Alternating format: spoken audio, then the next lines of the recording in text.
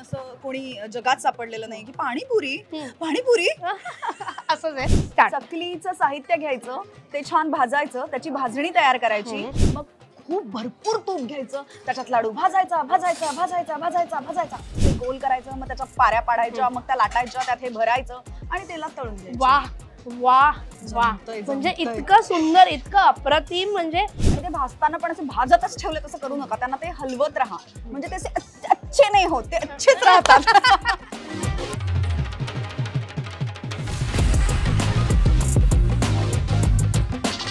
कशी आहेस मैत्रिणी, तुझी माझी हक्काची मैत्रीण मज्जा पिंकची मी चित्राली. सध्या दिवाळी निमित्त विविध माणसांना भेटते, मैत्रिणींना भेटते, अशीच आपली मैत्रीण आहे प्राजक्ता. कशी आहेस? खूप मस्त, मी कायम छान असते. Yes, आणि इतकी छान दिसतेस, मस्त छान तयार झाली आहेस. तो काय आहे दिवाळी स्पेशल लुकचं, हे काय खासियत आहे?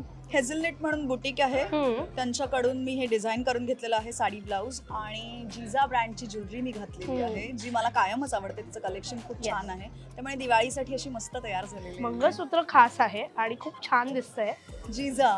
येस, आणि छान हत्ती आहे त्याच्यावरती.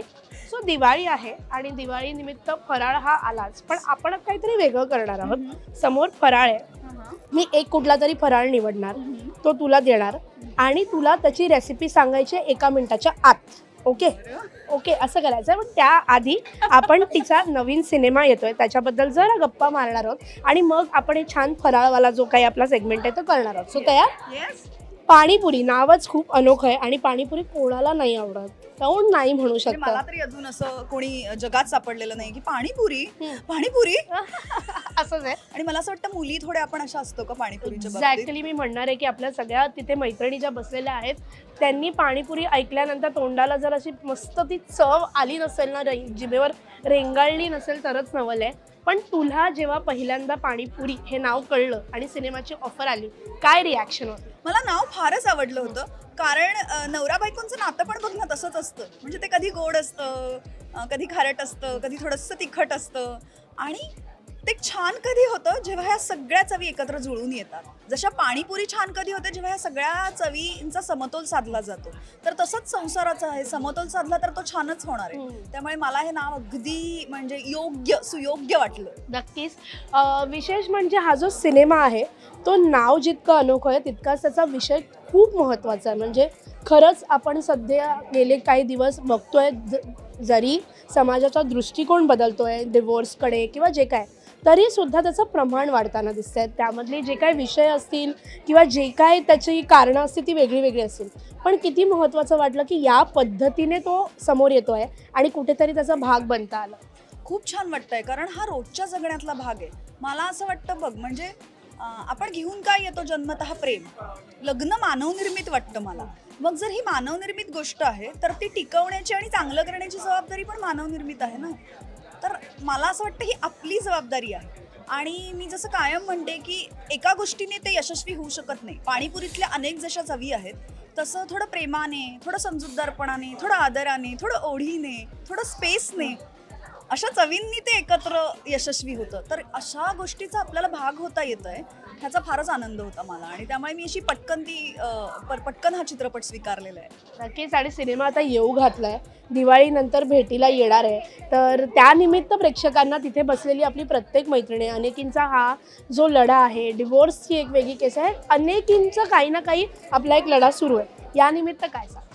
आधी तर दिवाळी छान साजरी करा आणि दिवाळीनंतर पुन्हा एकदा आमच्या पाणीपुरीची दिवाळी साजरी करा.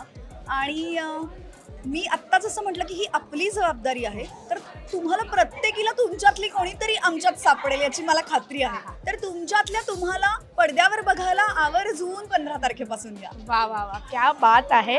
आणि असं छान छान मस्त मस्त सिनेमा, छान छान विषय आणि अतिशय उत्तम स्टारकास्टने भरलेला सिनेमा आहे, तो 15 नोव्हेंबरला येतोय. पाणीपुरी नक्की पहा. आता दिवाळी निमित्त आपण जे खास करणार आहोत ते करूयात, बघूयात. चला काय गंमत आहे त्याच्यात. टायमर लावते, परीक्षाच आहे माझी. तर मिनिटाभरात एखादी रेसिपी कशी पटकन सांगता येईल. मी कुठलाही रॅन्डम दिवाळीचा फराळ उचलणार आहे आणि आपण बघूया की तिला पटापट ती कंप्लीट झाली पाहिजे तेवढ्या वेळात. सो चला, चकली Start. चकलीचं साहित्य घ्यायचं, ते छान भाजायचं, त्याची भाजणी तयार करायची आणि भाजणी दळून आणायची. दळून आणल्यानंतर त्याच्या एका छान कन्सिस्टन्सीने त्याचं पीठ मळायचं.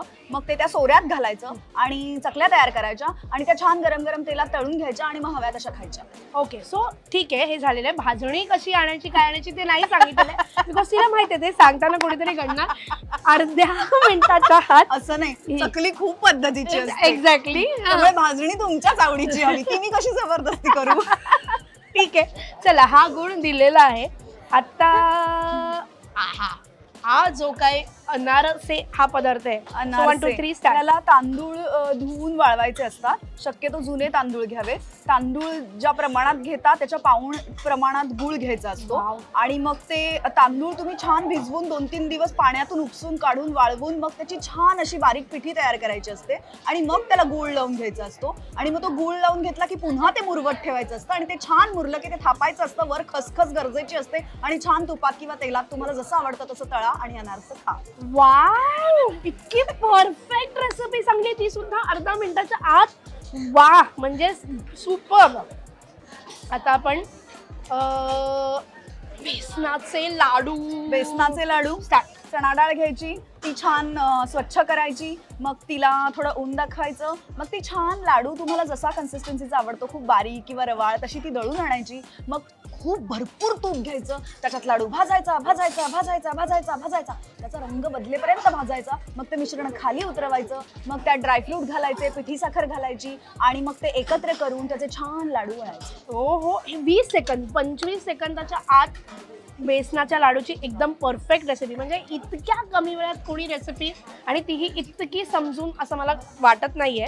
सो मला आवडतं. शंकरपाळी जरा ट्रिकी आहे, सगळे वेगवेगळ्या पद्धतीने करतात. पण जर तुम्ही समप्रमाणात पाणी घेतलं, त्याला उकळी काढली, मग त्या पाण्यात थोडं तूप घातलं आणि मग मैद्याची आवडत असेल तर मैदा घातला आणि त्यात आधी साखर विरघळून घ्यायची आणि त्यात बसेल इतका मैदा घालायचा आणि ते पीठ चांगलं घट्ट मळायचं आणि ते थोडा वेळ मुरवत ठेवायचं. त्यानंतर लाटायचा, तुम्हाला आवडतं तशा त्या कापायच्या, तेलात तुपात जसं आवडतं तशा तळून घ्यायच्या. 20 सेकंदाच्या आत शंकरपाळे बनवण्याची रेसिपी अगदी चोख दिलेली आहे. सो करंजी सुकं खोबरं खिसून घ्या, डेसिकेटेड कोकोनट आणा, जसं आवडत असेल तसं. त्यात ते भाजा, त्यात रवा भाजलेला घाला. काहींना गव्हाचं पीठ भाजलेलं आवडतं, काहींना रवा भाजलेला त्यात घातलेला आवडतो, काहींना ड्रायफ्रुट्स घातलेली आवडतात. मग पिठी साखर घालून ते सारण तयार होतं आणि वरच्या सारणासाठी मैदा, त्याला मोहन घालून घट्ट मळून घ्या. काही जण त्याच्यात रवा सुद्धा घालतात पाऱ्या सुटायला आणि मग तो लाटायचा आणि मग त्याच्यावर ते एक कॉर्नफ्लॉवरचं आणि ह्याची मिक्स केलेलं पिठी असते ती अशी लावायची. मग ते गोल करायचं, मग त्याच्यात पाऱ्या पाडायच्या, मग त्या लाटायच्या, त्यात हे भरायचं आणि तेलात तळून द्यायचं. वा, म्हणजे इतकं सुंदर, इतकं अप्रतिम. म्हणजे हे जरा 40 सेकंदात आलेलं आहे, त्यामुळे जरा करंजी ट्रिकी आहे आणि त्याला वेळही लागतो. म्हणजे वर कव्हर सारण एक्झॅक्टली दोन हे आहेत. सो आपण आता चण्याचं पीठ, बारीक चण्याचं पीठ, मग त्यात जे काही तिखट मीठ तुम्हाला जे काय आवडतंय ते तुमच्या प्रमाणात घालून त्याचा घट्ट गोळा करून त्या आपला जो चकलीचा सोऱ्या असतो ना, त्याला ही शेवेची ती चपाती लावायची आणि मग ती शेव अशी पाडून घ्यायची, गरमागरम तळायची आणि खायची. हो, परफेक्ट आहे आणि इतकं भारी तिने सांगितलेलं आहे. पण तुझा ह्याच्यातला फेवरेट पदार्थ कोणता आहे? कोणता फराळाचा पदार्थ? मला पातळ पोह्यांचा चिवडा. अरे तो राहिला, सोपा आहे तो, जगाला एकदम सोपा आहे. पण मला तो खूप आवडतो. पण मला त्यात भरपूर दाणे असतील तरच मी तो चिवडा खाऊ शकतो. तर तो खूप आवडतो. मला शंकरपाळी आवडते. मला बेसनाचा खूप छान भाजलेला, खमंग भाजलेला लाडू आवडतो. येस. आणि टिप असेल एखादी स्पेशल टिप तुझी जी तू फॉलो करते, कोणाकडनं येते आपल्याला, आईकडनं, मावशीकडनं, काकीकडनं, जी फराळ करताना कुठल्याही एका पदार्थात आजही ती न चुकता फॉलो करते, अशी काय टिप? पोह्यांना छान ऊन दाखवून घ्या आधी. अच्छा. म्हणजे ते छान असे कोरडे होतील, त्यातलं मॉइश्चर जातं आणि मग ते तुम्ही भाजायला घ्या. आणि ते भाजताना पण असे भाजतच ठेवले तसं करू नका, त्यांना ते हलवत राहा. म्हणजे ते असे अच्छे नाही होत, ते अच्छेच राहतात. म्हणजे ते असे छान फुलून किती छान आहे. दिवाळीचं जे महत्व आहे ते वर्षानुवर्ष बदलत आहे, पण लहानपणाची दिवाळी, आज पैसे आलेत, आज सुख ऐश्वर्य आलंय आणि ते येऊच दे. पण असेही दिवस होते जेव्हा काहीतरी गोष्टी मिस होत्या. ती दिवाळी मिस करतेस का? हा म्हणजे काय म्हणतात आता, फॉर्च्युनेटली माझ्या आयुष्यात अशी दिवाळी नव्हती, म्हणजे छान परिस्थितीतलीच कायम दिवाळी होती आणि मी कायम खूप एकत्र माणसांमधली, एकत्र कुटुंबातली दिवाळी साजरी केली, तर ती मी मिस करते. मला ना कुठल्याही गोष्टी साजऱ्या करायला माणसं आवडतात, माणसं लागतात. म्हणजे मी कायम म्हणते मला जगण्याचा केंद्रबिंदूच माणूस वाटतो, किंवा मी म्हणते माझ्या आईवडिलांची पुण्याई मला माणसं खूप अधिक कळली. त्यामुळे मला माणसांनी भरलेलं घर आणि मग साजरा केलेला कुठलाही सण किंवा रादर माणसं एकत्र आले की तो मला सणच वाटतो. किती छान. त्यामुळे असेच छान सण तुझ्या आयुष्यात येत राहो, असेच वर्षोनवर्ष दिवाळी वृद्धिंगत होत राहो, मस्त मस्त होत राहो आणि असे नवीन नवीन सिनेमे त्याचा फराळ आम्हाला दर दिवाळीला देत राहा. आपण भेटत राहू. येस, आपण भेटत राहू. तुला खूप खूप शुभेच्छा.